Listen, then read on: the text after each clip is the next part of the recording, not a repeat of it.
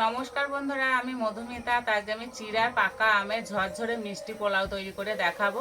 আর এই পোলাওটা যাকেই তৈরি করে খাওয়াবেন সেই আপনার প্রশংসা করতে বাধ্য হবে। খেতে এতটাই ভালো লাগে আর খুব সহজে কম সময়ের মধ্যে তৈরি হয়ে যায়। আর বাড়ি ছোট থেকে বড় সবাই খুব পছন্দ করবে। পুরো রেসিপিটি দেখতে থাকবেন, আশা করছি খুবই ভালো লাগবে। পোলাওটা তৈরি করার জন্য আমি এখানে এক বাটি চিড়ে নিয়েছি। চিড়েটাকে আমি ধোবো না, পরিষ্কার করে মুছে একটু ঝেড়ে নেব।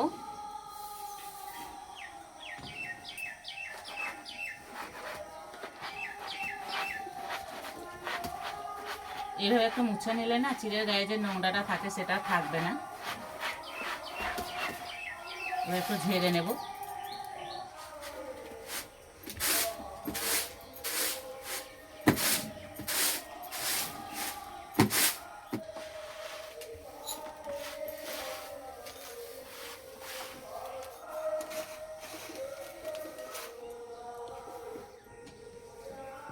এখানে দুটো আম নিয়েছি, আম দুটো ধুয়ে খোসা ছাড়িয়ে নেব।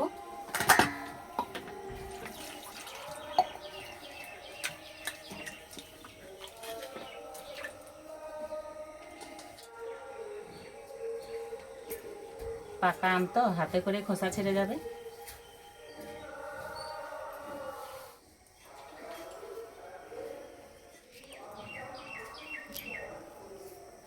খোসা ছাড়িয়ে নিয়েছি, এবার চটকে ভালো করে মেখে নেব।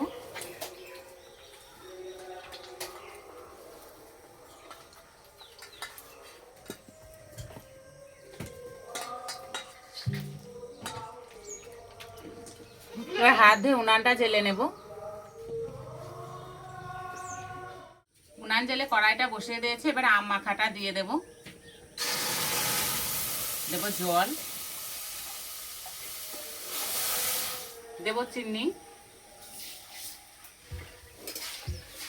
ভালো করে ফুটিয়ে একটু রান্না করে নেব।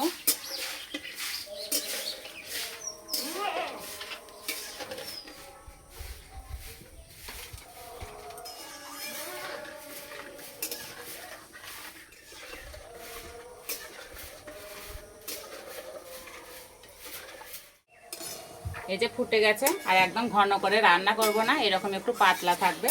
এবার নামিয়ে দেব।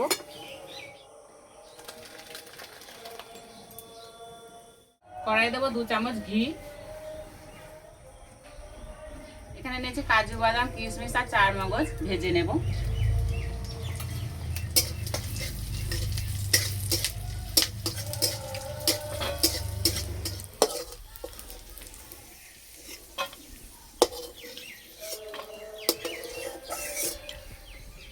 এই ঘিয়ের মধ্যে দেবো তেজপাতা, এলাচ আর লবঙ্গ। এবার দেবো চিড়ে। চিড়ে একটু ভালো করে ভেজে নেব।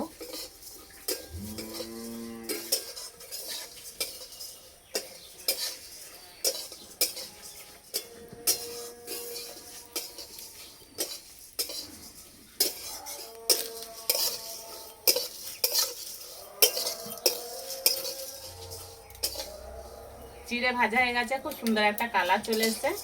এবার রান্না করে রাখা আমটা দিয়ে দেব।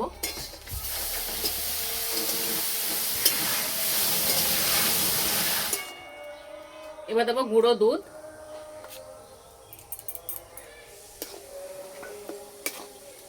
ভেজে রাখা ড্রাই ফ্রুট,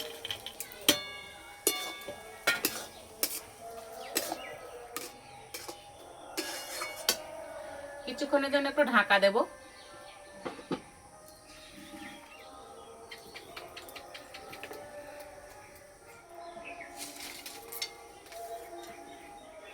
চাপাটা খুলে একটু নেড়ে দেবো, নাহলে তলাতে লেগে যাবে।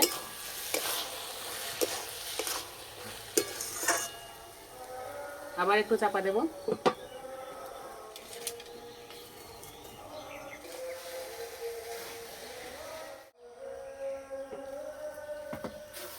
আর ঢাকা দেব না, হালকা আছে এইভাবে নাড়াচাড়া করে নেব।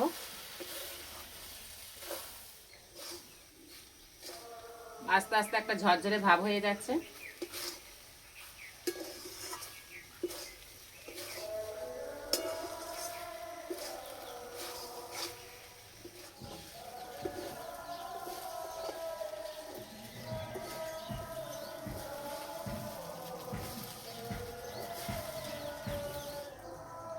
হয়ে গেছে, নামিয়ে দেবো। আর খুব সুন্দর একটা সেন্ট বেরিয়েছে।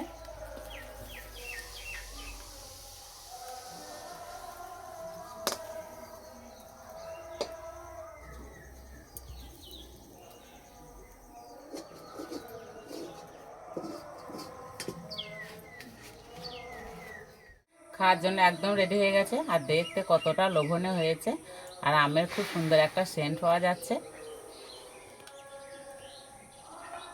আর কত সুন্দর ঝরঝরে হয়েছে। ঠান্ডা হলে আরও ঝরঝরে হয়ে যাবে। এই যে আমার সঙ্গে আছে আমার ছোট ছেলে অনিরুদ্ধ।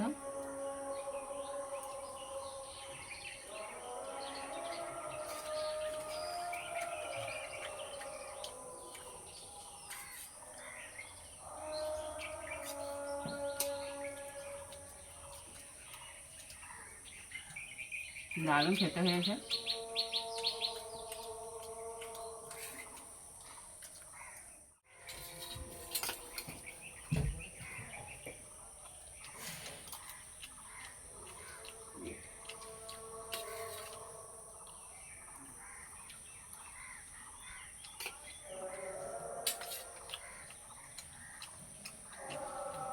একবার বানিয়ে খেলে না বারবার বানাতে ইচ্ছে করবে, খেতে এতটাই ভালো হয়েছে।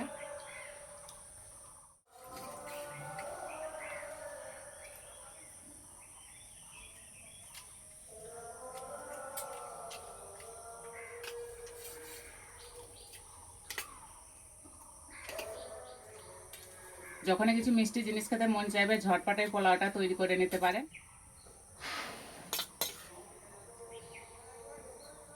অনিরুদ্ধ খুব পছন্দ হয়েছে। এইভাবে তৈরি করে খেয়ে আমাকে কমেন্টে জানাবেন কেমন লেগেছে। আজকের পোলাও রেসিপিটি ভালো লাগলে বন্ধুদের সঙ্গে শেয়ার করবেন, চ্যানেলটি সাবস্ক্রাইব করবেন। আজকে এই পর্যন্ত, আবার অন্য কোনো রেসিপিতে দেখা হবে। সবাই সুস্থ থাকবেন, ভালো থাকবেন।